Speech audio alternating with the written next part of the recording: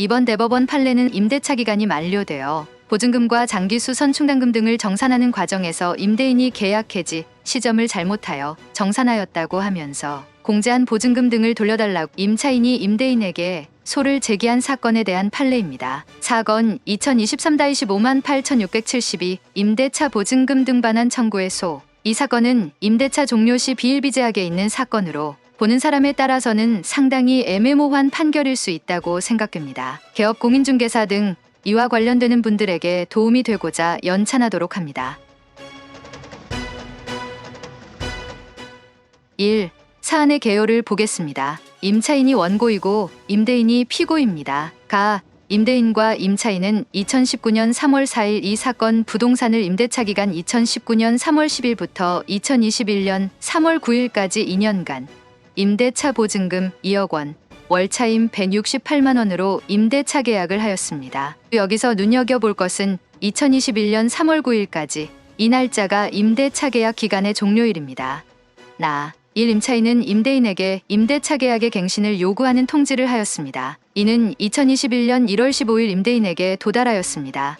그리고 임차인은 임대인에게 다시 통지를 보내게 되는데요. 2021년 1월 28일 발송하여 다음 날인 2021년 1월 29일 임대인에게 도달하게 됩니다. 임차인이 임대인에게 보낸 통지의 내용을 보면 이렇습니다. 앞선 계약갱신 요구로 임대차 계약이 갱신되었으나 갱신된 임대차 계약의 해지를 통지하므로 임대인이 이 통지를 받은 날부터 3개월이 지나면 임대차 계약이 해지된다. 임차인이 임대인에게 보낸 내용을 풀어보면 임대차 계약갱신 요구로 임대차 계약이 갱신은 되었다. 그러나 갱신된 임대차 계약의 해지를 임대인에게 보냈는데 21년 1월 29일 도착했으니까 그 날로부터 3개월이 지나면 임대차 계약이 해지된다는 뜻입니다.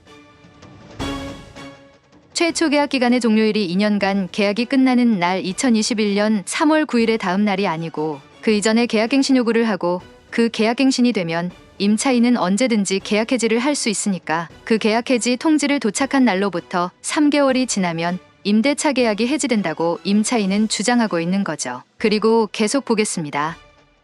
임차인은 임차인의 주장대로 이 사건 통지가 도달한 후, 그러니까 계약 해지 통지가 임대인에게 도달한 날이 2021년 1월 29일이었죠. 그날부터 3개월이 지난 2021년 4월 30일 임대인에게 그때까지의 월차임을 지급하고 이 사건 주택을 임대인에게 인도하였습니다. 그런데 한편 이렇게 하면 임차인은 월차임의 지급은 끝난 것이고 보증금만 받으면 되는 것으로 알고 있었는데 임대인의 계산 방법은 달랐습니다. 임대인은 당초 계약 기간 2년의 종료일 2021년 3월 9일이니까 그때부터 계산하여 3개월이 경과하는 날이 2021년 6월 9일 임대차 계약이 해지되었음을 전제로 임차인에게 2021년 6월 9일까지 발생한 월차임을 공제한 임대차 보증금과 장기수 선충당금을 반환하였습니다. 그러자 임차인은 무슨 소리냐 하면서 임대인이 월차임 명목으로 보증금에서 공제한 금액이 불법이라며 소를 제기하기에 이르렀습니다. 이어서 원심의 판단과 대법원의 판단을 보겠습니다.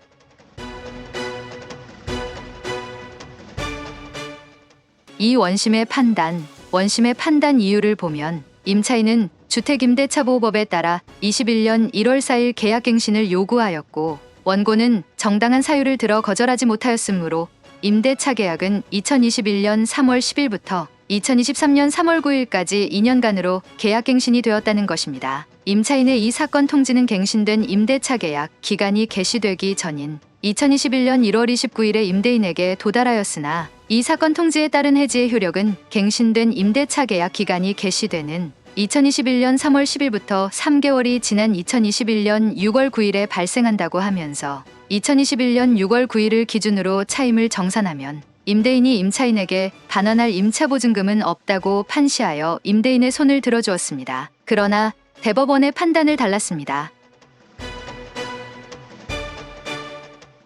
3. 대법원의 판단을 보면 주택임대차보호법에 의한 계약갱신 요구권은 임대인은 임차인이 임대차 계약 종료 2개월 전부터 6개월 전까지의 기간 이내에 계약갱신을 요구할 경우 정당한 사유 없이 거절하지 못한다 라고 하여 임차인의 계약갱신 요구권을 규정하고 이렇게 갱신되는 임대차의 해지에 관하여는 묵시의 갱신의 경우와 같이 2년을 준용한다고 하였습니다.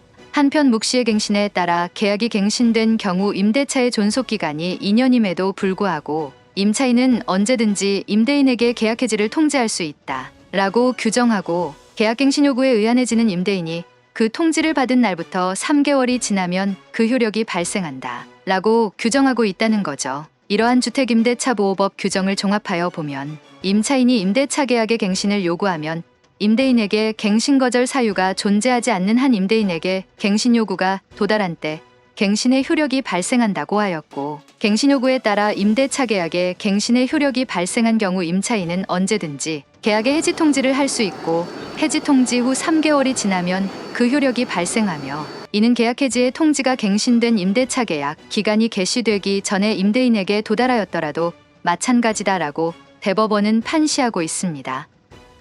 원심 판결의 이유를 위와 같은 법리에 비추어 살펴본다. 임차인의 갱신 요구 통지가 2021년 1월 5일 임대인에게 도달함으로써 임대차 계약은 갱신되었습니다. 이때 임대인은 계약 갱신 거절 사유가 없다면 도달함으로써 임대차 계약이 갱신되는 것이고, 이때 임대차 계약의 갱신의 시작은 당초 계약 기간 3월 9일 다음 날부터이고, 계약 갱신 거절 사유가 있다면 당초 계약 종료일 뒤로 하여 2개월 전에 계약 갱신을 거절하여야 하죠. 여기까지는 이론이 없습니다. 그 후 임차인의 갱신된 임대차 계약 해지 취지가 기재된 이 사건 통지가 2021년 1월 29일 임대인에게 도달했습니다. 그런데 일단 계약갱신 요구에 의하여 계약갱신이 되면 임차인은 언제든지 계약 해지를 할 수 있다는 것입니다. 그로부터 3개월이 지난 2021년 4월 29일 갱신된 임대차 계약의 해지 효력이 발생하였다고 보았습니다. 자, 다시 보겠습니다. 이 사건 통지가 갱신된 임대차 계약 기간이 개시되기 전에 임대인에게 도달하였다고 하여 갱신된 임대차 계약 기간이 개시되기를 기다려